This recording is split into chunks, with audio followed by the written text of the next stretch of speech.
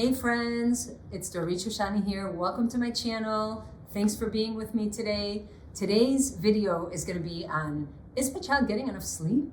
Is my child sleep deprived? How do I even know? What am I supposed to put my focus on? So we're going to dive into those 3 points and gain clarity on how we can better assess the situation and take care of our child's needs. So point number 1 is the amount of sleep your child is getting. And first off, we're going to talk about nights and then we'll dive into naps. So for nighttime sleep, for a child between 4 months to 2 years old, we're looking at an average of 11 to 12 hours of sleep. 11 to 12 hours in bed is probably more accurate. So when we say 11 to 12 hours in bed, that means that it's probably likely that it's taking 15 to 20 minutes for our child to fall asleep. And then it's probably about 10 to 15 minutes when our child wakes up that they're kind of stretching, maybe exploring their sleep space, maybe playing with their socks until somebody comes and says good morning to them. And so it might not be, the 12 full hours of sleep. It might also, yes, be 12 full hours of sleep. But all in all, we're looking at 11 to 12 hours in bed. And when your child turns 2, anywhere from the age of 2 to 3 years old, child needs a little bit less sleep because they do have that nap in the middle of the day. And so sleep can go down to anywhere between 10 to 11 hours. So again, 11 to 12 hours for a child between 4 months to 2 years, and 10 to 11 hours for a child between 2 to 3 years old. And when we think about nap time, we're looking at an hour and a half to 2.5 hours of sleep for nap. Now that might seem like a lot of sleep for most of you. You may say, wait a minute, my child slept 40 minutes or half an hour.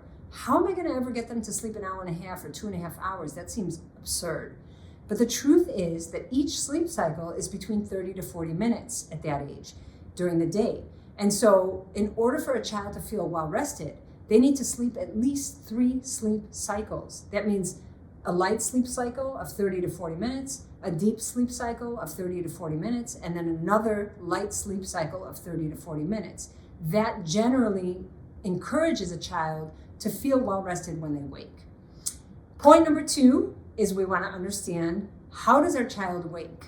Are they waking up content? Are they waking up crying? Are they waking up in good spirits? We want to take a close look at our child's disposition when they wake. And I'm not talking about an hour after they wake or 2 hours after they wake at this point. I'm talking about immediately when they wake. How are they waking? Are they waking up screaming? Are they waking up in distress and they just can't calm themselves down until you come and take them out of bed? Or are they waking up content? Because the rule is that when a child sleeps enough, and that's enough for their own body, it's not enough for you, it's not enough for me, it's enough for their own bodies. That means it can definitely differentiate between children. When a child sleeps enough for their own body, then they wake up content and they wake calmly.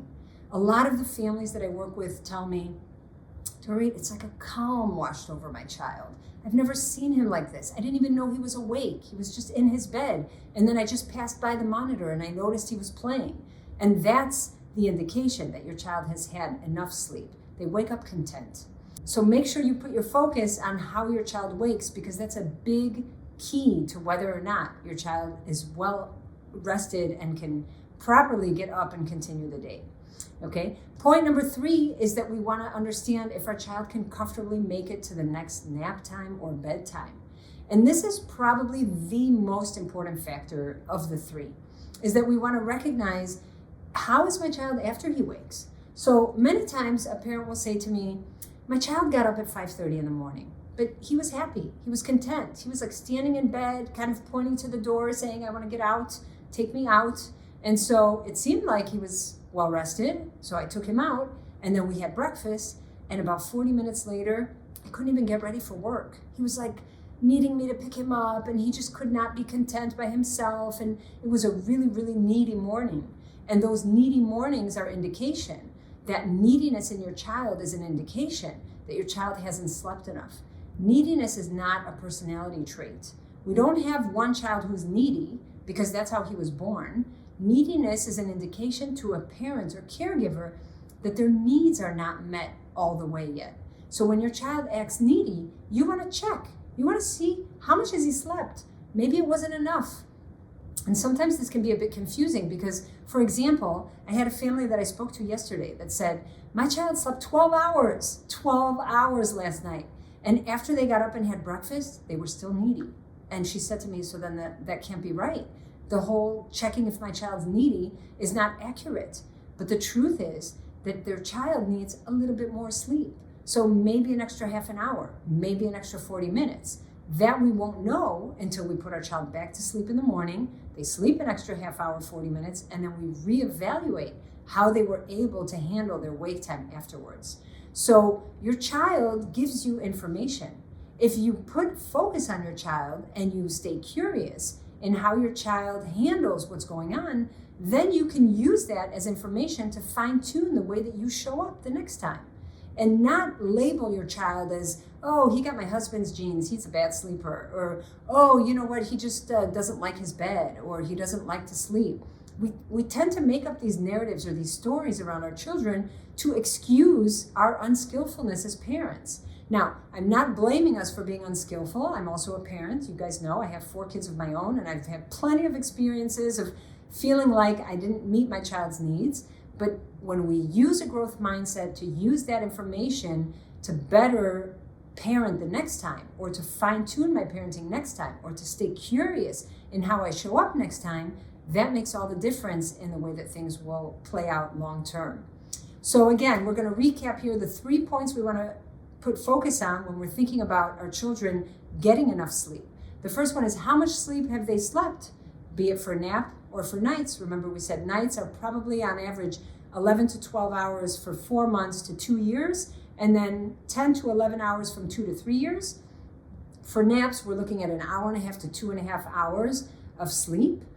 The second point we want to put focus on is, how does our child wake? Remember, instantly, how do they wake? We're not talking about long term at this point. Instantly, how do they wake? How am I hearing that my child's awake? Are they screaming the instant they wake up? Most likely not enough sleep. Are they kind of talking to themselves, maybe calling out for me after a while? That probably is an indication that it was enough sleep. And then the third point, which to me is all encompassing, it's number 3, is most important. How does my child handle their wake period until their next sleep after they've gotten up? Are they content until nap time? Are they content until bedtime? It was enough. Am I feeling a little bit of neediness? That's a pretty big indication that it was not enough. Okay, so I hope that this shed some insight. I hope that now you have more clarity on where you're going to put your focus. And by the way, if you are interested in getting your child sleeping right away, in addition to the pointers that you're learning on YouTube, I have a free guide, the 3 main reasons why your child is still not sleeping through the night. It's on my website. There's a link in the show notes here. You guys can click on it. Just grab your free guide. Understand where you want to put your focus so that we can get your child sleeping through the night and start feeling better. You guys will start feeling better. Your child will start feeling better. The entire family dynamics will be smoother. And there's no price to that, guys. So hope you go get it, and I will see you in the next video.